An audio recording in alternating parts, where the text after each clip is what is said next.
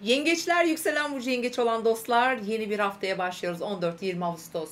Heyecan dolu bir hafta bizi bekliyor. Ani gelişmelerin olacağı sürprizli bir hafta. Çünkü Uranüs, yani bir yeni ay yaşayacağız. Ve tüm yükselen burcu yengeçler, özellikle yükselen burcunuza göre lütfen izleyin. Parayla ilgili konularda ani, beklenmedik gelişmeler sizi bekliyor olabilir.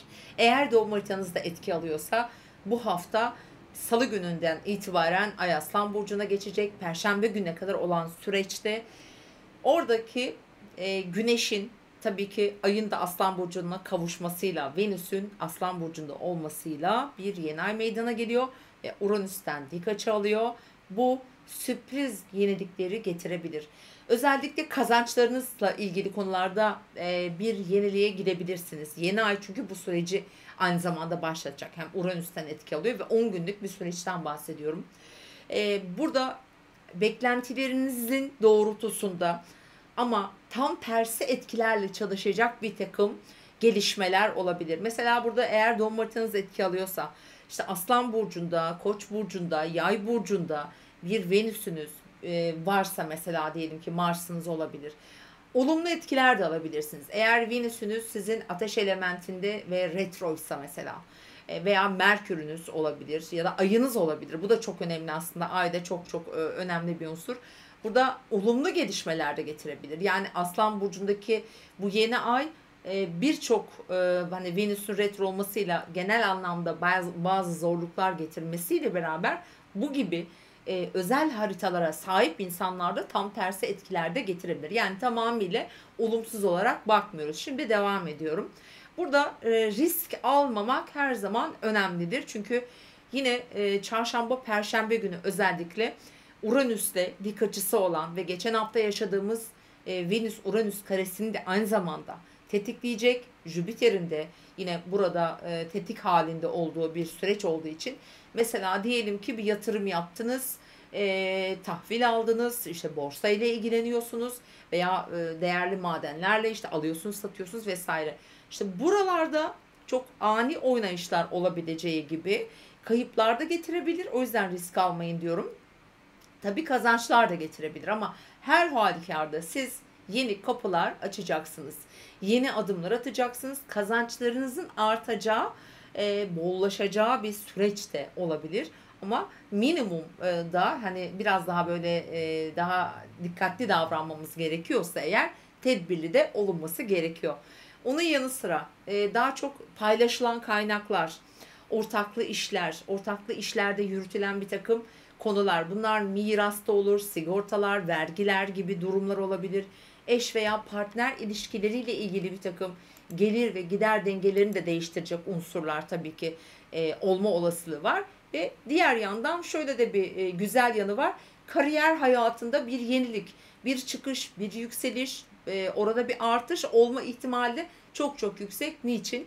Çünkü sizin tam hayatınızın tepe noktasından geçen bir kuzey düğüm var ve Şiron'la birlikte ve bu hafta pazartesi günü Şiron'la Venüs'ün bir üçgeni var. Bu ne demek? Parada şifalanacaksınız. Mesela diyelim çalışıyorsunuz, zam alabilirsiniz. Burada bir yükseliş olabilir. Bir iyileşme aslında söz konusu olacağını söyleyebilirim. Ve bu parayla ilgili süreçler gerçekten 4 Eylül'e kadar, çünkü Venüs burada hala retrosunu sürdürecek ve ondan sonra Ekim'in sonuna kadar hala burada, hala gündeminizde sürüyor olacak değerli dostlar. Diğer yandan haftaya Ay sizin burcunuza başlıyoruz. Yengeç burcunda. Tüm bu bahsettiklerimi aslında toparlayacak olursak şöyle bir durup düşüneceğiniz bir hafta başlangıcı olacak. Bir konuda adım atmak, bir duruş sergilemek, fikirlerde bakış açınıza bir yenilik katmak için bir belirsizlikleri ortadan kaldırabilecek bir gücünüz olacaktır.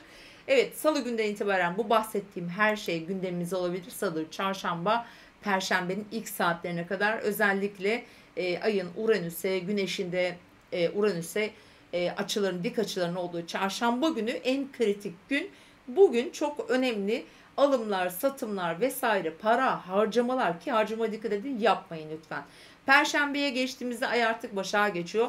Gündem sakinliyor, sakinleşiyor ve aynı zamanda burada önemli bir açımız var. Bu arada çarşamba günü kesinleşiyor ama perşembe günü tetiklenecek. Mars'ın Uranüs'le bir üçgen açısı var. Aslında haftanın içerisinde en güzel etkilerden bir tanesi bu. Hemen sizin yakın çevrenizde olan insanlar, kişiler, kardeşleriniz veya mesela nasıl komşularınız bile olabilir. Onlarla ilgili bir takım gündemleriniz, sürtüşmeler, anlaşmazlıklar eğer yaşıyorsanız, ki muhtemelen birçoğunuzda olabilir. Herhangi bir yolculuğa çıkmaya nasip olmamış olabilir. Yani iptal olmuş olabilir.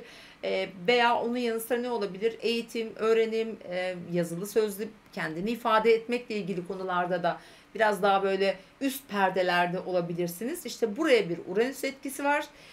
Çok güçlü olacağınızı işaret ediyor açıkçası. Çünkü Uranüs'ün 11. evinizde sosyal çevrenizden gelecek bir desteği gösteriyor. Yeni tanıştığınız, hayatınızda yeni bir kavrama, yeni bir role sahip olan insanlar, geniş bir çevre, yeni kalabalıklar, yeni etkiler sayesinde bir atılım, bir girişim yapabilirsiniz. Burası çok güçlü etki alıyor gerçekten. Evet, devam ediyoruz. Haftanın önemli bir cuması var ki Ay Başak Burcu'nda olacak ve biraz önce saymış olduğum gibi bu sosyal çevrenizden gelebilecek, yakın çevrenizde olan ilişkilerinizi gündeme taşıyacak bir süreç olacak. Hafta sonuna geldiğimizde hafta sonu Ay Terazi Burcu'na geçmiş oluyor ve daha çok belki evde bir hafta sonu geçirebilme olasılığınız arttırdığını görüyoruz. Ve eviniz, yaşadığınız yer, oradaki düzeniniz, ihtiyaçlarınız, daha huzurlu olmak istediğiniz bir hafta sonu belki geçireceksiniz ki özellikle şöyle bir önemli açımız var. Cumartesi günü bilhassa Güneş'in kuzey düğümle güzel bir etkileşimi var. Şanslıdır, fırsatlar getirebilir açıkçası ve aynı zamanda Plüton'un da güçlü bir etkisi var. Biraz daha böyle kendinizi soyutlayacağınız, mental olarak bir şeyleri düşünerek bir şeylerin yerini değiştireceğiniz bir hafta sonu geçirebilirsiniz açıkçası. Pazar günde keza yine hala burada olacak ve aynı zamanda hafta sonunda aile içindeki konuları, parayla ilgili konuları, işte belki bir değişim yapmak, kazançlarla ilgili, ortak işlerle ilgili konuları konuşacağınız da bir hafta sonu olacağını söyleyebilirim. Sevgili yengeçler, sizin için en temel aslında konulardan bir tanesi parayla ilgili konular. Çünkü tüm gökyüzü neredeyse para hanenizde birikmiş durumda. Böyle bir süreç var ve bu bir süreç. Bu hemen bu hafta olup bitecek bir süreçti. Çünkü orada bir yeni ayınız olacak. 23 derecelerde işte 5 derece öncesi ve sonrası aslında yakinen böyle bir, eğer Aslan Burcu'nda gezegeniniz varsa bu söylediklerimden kesinlikle daha güçlü etkiler alacağınızı da söyleyebiliriz. Evet efendim, mutlu bir hafta diliyorum. Kazançlarınız bol olsun. Lütfen çarşamba günü daha sakin hareketlerde bulunun. Hoşçakalın.